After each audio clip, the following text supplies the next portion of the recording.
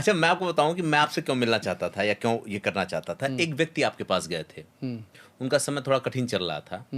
तो जब, अच्छा, आपकी शायद आदत है ऐसी कि आप पूछते नहीं हैं, कुंडली देख के पहले बताते हैं आप, मतलब पहले क्रॉस क्वेश्चन करते हैं आप। हाँ, यही है मेरी आदत। यही है ना? हाँ। उन्होंने मुझसे कहा कि मैं उनके पास गया, उन्होंने मेरी कुंडली देखी और बताया कि तुम्हें खुजली होती है, तुम्हारे यहाँ यहाँ दाना है, तुम्हारे शरीर के इस हिस्से में चोट लगी होगी, तुम्हारे यहाँ पे निशान होगा। उन्होंने सब बता दिया एक्सरे करके। तो मैंने कहा सही कितना था? उसने कहा 99% सही था। तो मैं कहा कि फिर मुझे आपसे मिलना है, मुझे ये समझना है कि क्या सच में ऐसी कोई चीज होती है क्या कि आप किसी की कुंडली देख करके प्रेजेंट में उसके साथ क्या चल रहा है, बॉडी से लेकर ग्रह नक्षत्र उसकी जिंदगी में आप बता सकते हैं? बिल्कुल सही है। देखो, हम जो बताते हैं हर आदमी का अलग अलग तरीका होता है। कुछ लोग केवल वहीं उसी विषय पहुंचते जहां उसकी दशा अंतरदशा चल रही होती है, उसी विषय पे बता के, उपाय बता के छोड़ देते हैं जी पर हमारे दादा उदा जी या जो मुझे बताए हैं जी उन्होंने पहले बताया कि पहले उसको कन्फर्म करो कि कुंडली उसकी है या नहीं है। अच्छा। तो हम उस ग्रहों को देख करके उससे पूछते हैं कि भाई ये तुम्हारे साथ ऐसा होता है, हाँ तुम्हारे साथ ये बातें हैं। तो अगर वो हाँ हाँ करता है, 12 घर को मिला लेते हैं, उसमें से कम 10 घर अच्छा मिल जाएगा तो हम कुंडली को साबित कर देते हैं। ओके। हाँ। मतलब कोई आपको कुंडली दिखवा रहा है तो ये भी हो सकता है कि वो गलत है और आप उसी समय क्रॉस चेक करके बता देंगे। हाँ, बता देंगे कि भाई ये कुंडली तुम्हारी नहीं है। हम यहाँ के एक बड़े आदमी थे दिल्ली से, मैं नाम नहीं बताना चाहूँगा, और उनके यहाँ एक एम्प्लॉइज थे, हाँ सीईओ थे उनके। हाँ तो उन्होंने मुझे उनसे बोला कि हाँ, बोले बिजनेस के बारे में थोड़ा सा क्या करें, बहुत चर्चा करने लगे। तो बोले दशाएं किसी को दिखवा के जरा कुंडली आपकी है? बोले अरे मैं इन चीज़ों पे विश्वास नहीं करता। वो बोले क्यों? बोले आप करते हो? बोले बिल्कुल। बोले सब ये झूठ है।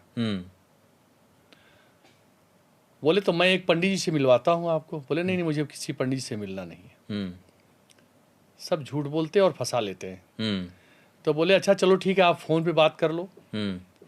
बोले लेकिन मुझे बताओगे नहीं कि मैं कौन हूँ, क्योंकि वो तो विदित है, सब जानते हैं पूरा। बोले मैं नहीं बताऊंगा। तो बोले मुझे बताओ कि एक बहुत गरीब आदमी की कुंडली है और बहुत परिस्थिति में है, जरा इसकी कुंडली देखो। इस तरह लाउडर ऑन करो, लाउड स्पीकर। हाँ। तो उन्होंने पूछा, प्रणाम किया मुझे। मैं कहा बताइए। अनक जरा एक कुंडली देखनी है, आदमी बहुत परिस्थिति में है, सारे बिजनेस धंधे चौपट हो चुके हैं, स्थिति बहुत खराब है। मैं कहा चलो देव डेट ऑफ बर्थ दे दो। मैं बैठा हुआ था, खाली था घर पे, और उसको लगा लिया लैपटॉप में। और जब लगा लिया तो मैं बोला कि आप क्या बोले? बोले बहुत स्थिति खराब है, बहुत परेशान है। मैं कहा उससे बोलो कि डेट ऑफ बर्थ उसका गलत है, और कुछ हमें दूसरा दे, या कहीं अपना वो स्कूल वाला तो नहीं दे दिया है डेट ऑफ बर्थ, एक्चुअल दो। तो बोले नहीं एक्चुअल यही है। तो मैं कहा एक्चुअल ये नहीं है। बोले कैसे आप बता रहे? मैं कहा अगर ये एक्चुअल होगी तो इसका पिता जो है अवैध तरीके से धन कमाया है और हजारों करोड़ का मालिक होगा, और आप कह रहे हैं कि ये बिल्कुल परिस्थिति में है, खाने के लिए तबाह है, ये तो गलत है। करें नहीं तो आप इसी पे बताइए जो हो रहा है। तो मैं उसको बताने लग गया। अब मुझे नहीं मालूम था कि वो भी वहीं बैठा है। मैं कहा इसका बाप अवैध तरीके से धन कमाया है, लूटपाट किया है,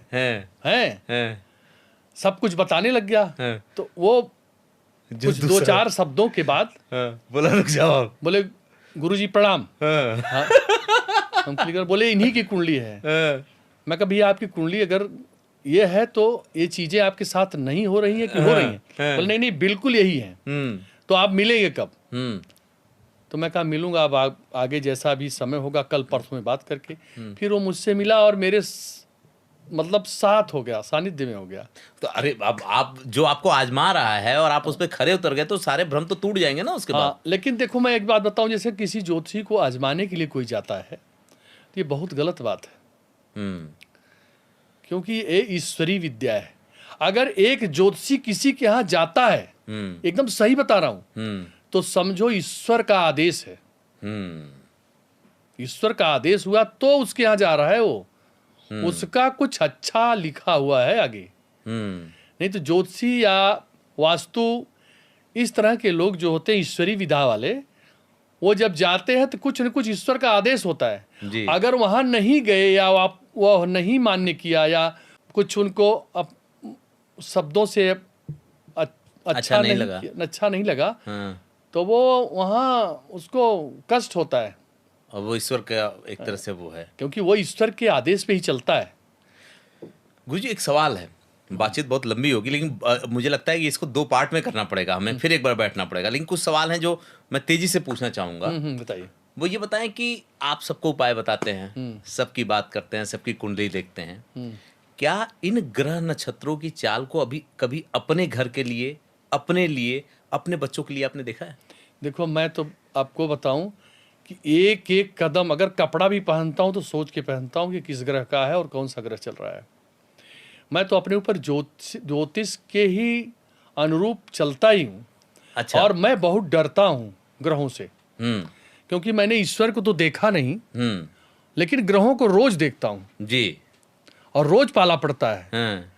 तो इसलिए मैं, जैसे अगर बच्चे की तबीयत मेरे खराब हो गई जी। या वाइफ की तबीयत खराब हो गई तो डॉक्टर के यहाँ ले जाने से पहले मैं कुंडली देखता हूँ। अच्छा। हाँ, कि इस कुंडली में क्या चल रहा है। जी। दवा तो कराता हूँ, हाँ। पर ये जो है इसका ग्रहों की उपाय, पूजा जो मुझसे हो सकता वो करता हूँ, और एकदम सही बता रहा हूँ। जब उपाय पूजा हो जाती है तो सब एकदम बढ़िया हो जाता है। तो कभी ऐसा हुआ कि आपको देख के लगे कि जैसे आप बताते हैं कि हॉस्पिटल योग होता है, डॉक्टर योग होता है, तो ये क्या होता है? मतलब क्या हॉस्पिटल में भर्ती करना पड़ता है, क्या होता है ये? देखो, हॉस्पिटल योग बन जाएगा, 12वें भाव से बनता है।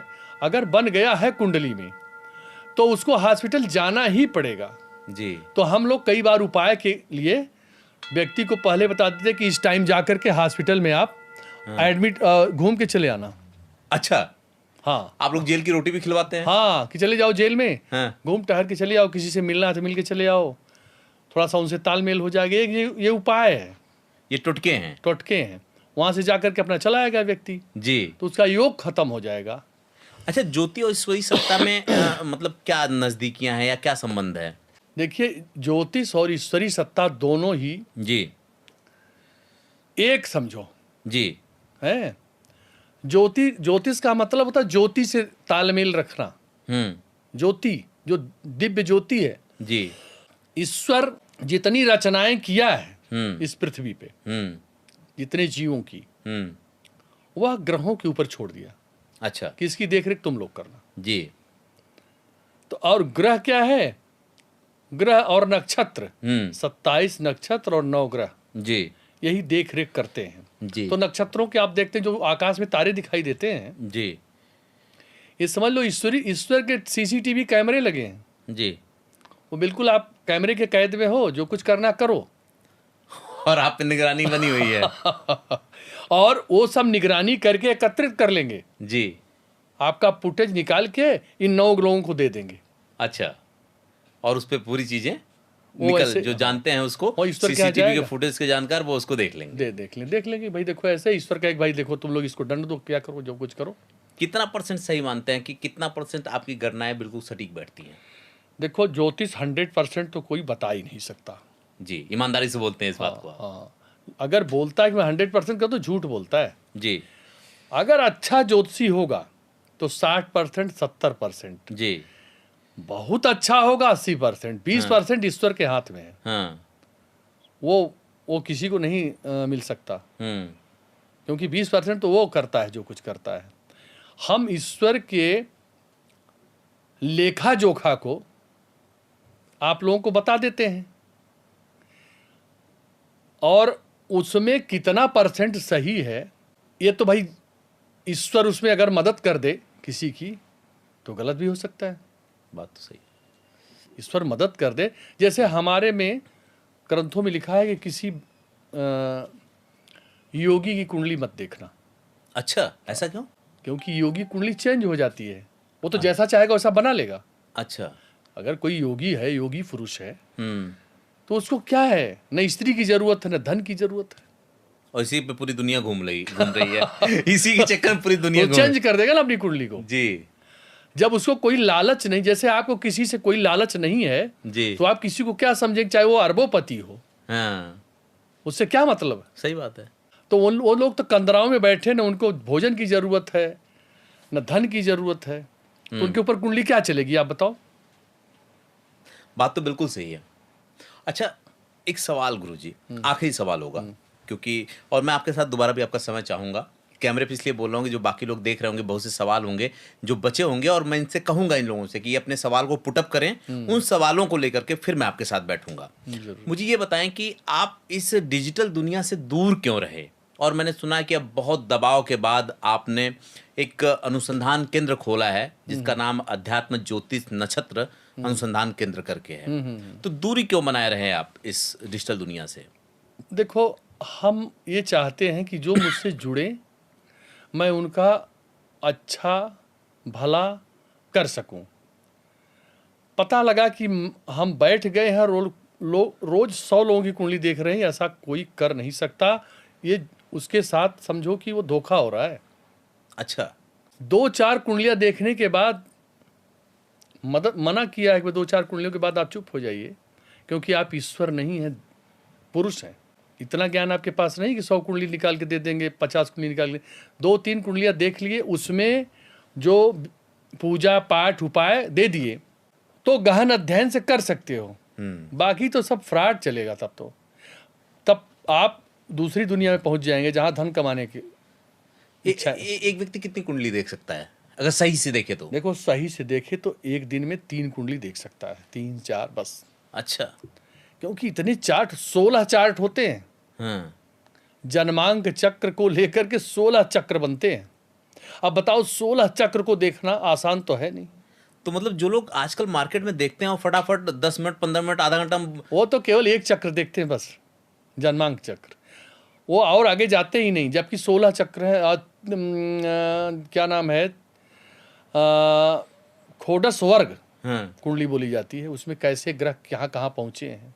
हाँ, 30 चार्ट हैं, 16 वर्ग हैं, ग्रहों की स्थिति क्या है, ग्रह कहाँ बैठे हुए हैं, किस भाव में है, दृष्टि कैसी है। बहुत बड़ी विषय है ये जानना। कोई व्यक्ति जो ज्योतिष में विश्वास रखता हो, उसको कैसे पता चलेगा कि जिस ज्योतिष से कुंडली दिखवा रहा है वो कितना सही है, कितना विश्वास कर सकता है उन देखो, पे? ज्योतिषी की स्थिति ये है, जैसे आपके घर में पंडित जी कथा कहने आए, वो बेचारे कर्मकांडी हैं, जी, ज्योतिष कुछ नहीं जानते। जी, आप उनको ब्राह्मण समझ के, पंडित समझ के कुंडली अपनी पकड़ा दिए, बाबा जरा सा कुंडली देख लो। हाँ। तो वो बेचारे शर्म बस उस कुंडली को ले करके कुछ आपको आन तान बता ही देंगे। ये मतलब उनको अपनी इज्जत भी बचानी हाँ। है कि ब्राह्मण है, कर्मकांडी है। हाँ, कर्मकांडी है, लेकिन वो नहीं ये कह सकते कि हम कुंडली नहीं देखते, हाँ, क्योंकि सोचेंगे हमारा जजमान निकल जाएगा। हाँ, प्रभावित करने के लिए वो कुंडली देख लेते हैं, जबकि ऐसा नहीं करना चाहिए। जब पूछने वाले को भी चाहिए कि ये तो बेचारे कथा कहने आए हैं सत्यनारायण भगवान की, हमारे घर पूजा करने आए हैं भगवती की, देवी की, तो वो कुंडली कहाँ से जानेंगे। दोनों अलग अलग विषय, कर्मकांड और ज्योतिष अलग है। जी, तो लेकिन अब आदमी के दिमाग में ही रहता कि ब्राह्मण है तो कुंडली देखना जानते हैं, जी, और वो ये नहीं कह पा रहे हैं कि मैं ये सब नहीं जानता, अपनी मतलब बेइज्जती समझते हैं। जी। यही बात फंसती है बस।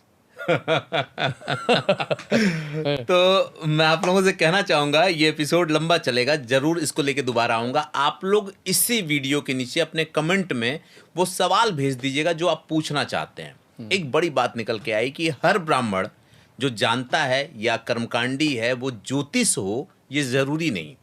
ज्योतिष शास्त्र या ज्योतिष विज्ञान एक बहुत बड़ा समुंदर है, जहां बहुत गोते लगाने के बाद कहीं आप मोती निकाल के लेके आ पाएंगे।